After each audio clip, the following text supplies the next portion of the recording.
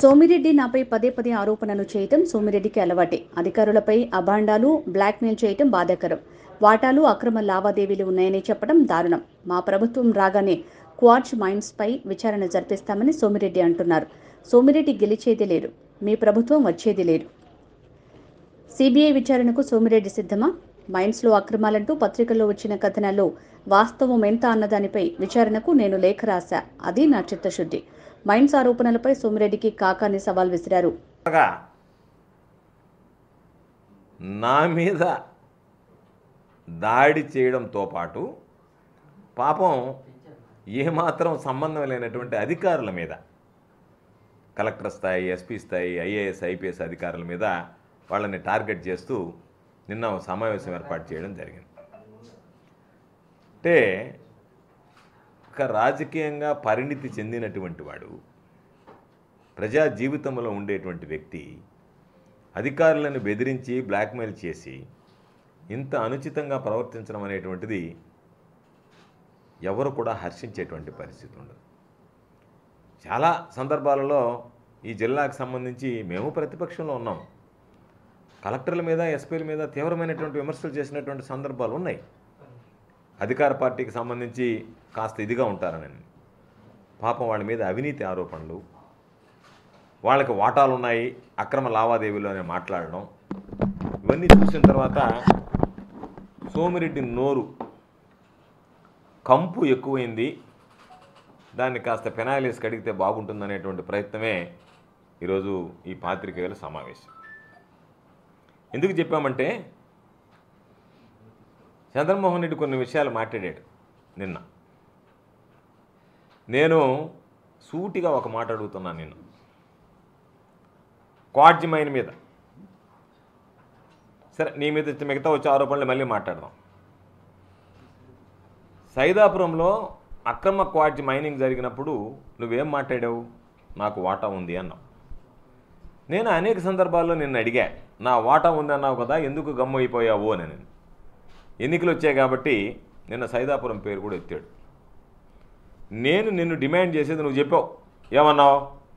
రేపు మా ప్రభుత్వం వస్తుంది, మా ప్రభుత్వం వచ్చిన మాయనే విచారణ, నువ్వు గెలిచేది లేదు, నీ ప్రభుత్వం వచ్చేది లేదు, కాబట్టి విచారణ జరగదు దాని మీద. పాపం నువ్వు అనుకున్నట్టుగా నీకు చిత్తశుద్ధి ఉంటే ఎలక్షన్ కమిషన్కి పెడతానన్నాడు. ఎలక్షన్ కమిషన్కి వద్దు.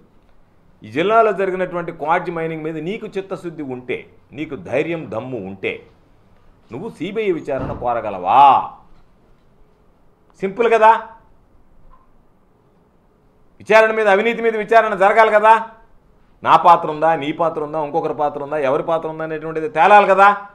తేలాలన్నప్పుడు రేపు నువ్వు అధికారంలోకి వచ్చిన తర్వాత నీ అధికార పార్టీతో నేను చేయిస్తానంటే నువ్వు రాలేవు కదా. చంద్రబాబు ముఖ్యమంత్రి అయ్యేది లేదు, నువ్వు గెలిచేది లేదు, నీకు వచ్చేది లేదు, ఎందుకు పాపం కాలయాపన?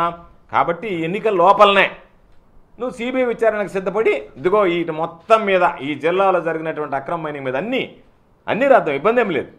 నీకు అక్రమ మైనింగ్ అని చెప్పేటువంటి దాని మీద నువ్వు సిబిఐ విచారణకు సిద్ధమా అనేటువంటిది నువ్వు స్పష్టత చేస్తే ఖచ్చితంగా నేను చెప్తా, అయ్యా సిబిఐ విచారణ జరిపించండి. ఎందుకంటే నేను నీలాగా చిల్లర కొట్టి చిల్లర కాసులు కక్కుర్తి పడేటువంటి వాడిని కాదు.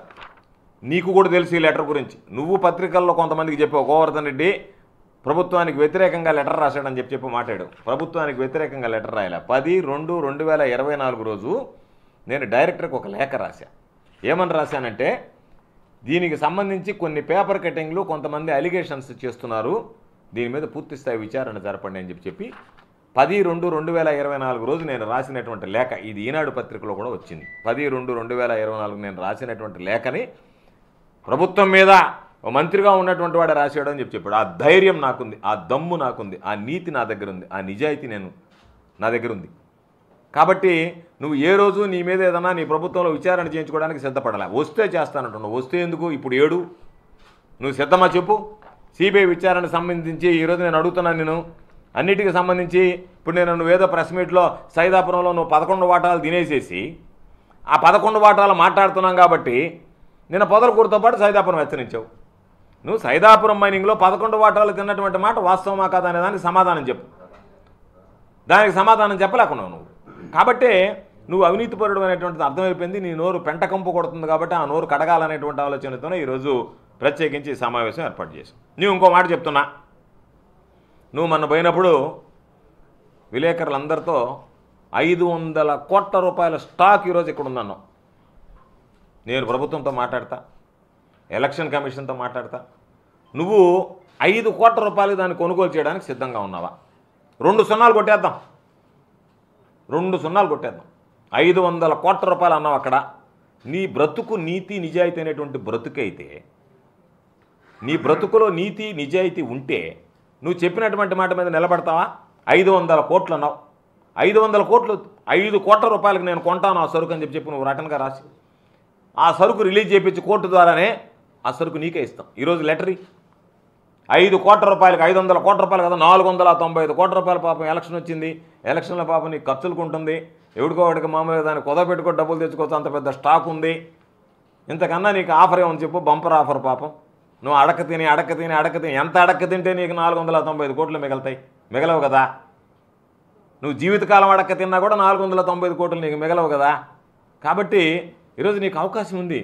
500 కోట్లు అన్నావు, 5 కోట్ల రూపాయలకు నేను సిద్ధం అని చెప్పి డైరెక్టర్కి లెటర్ రాయి. నేను ప్రభుత్వంతో మాట్లాడతా, ఎలక్షన్ కమిషన్కి పెడదాం.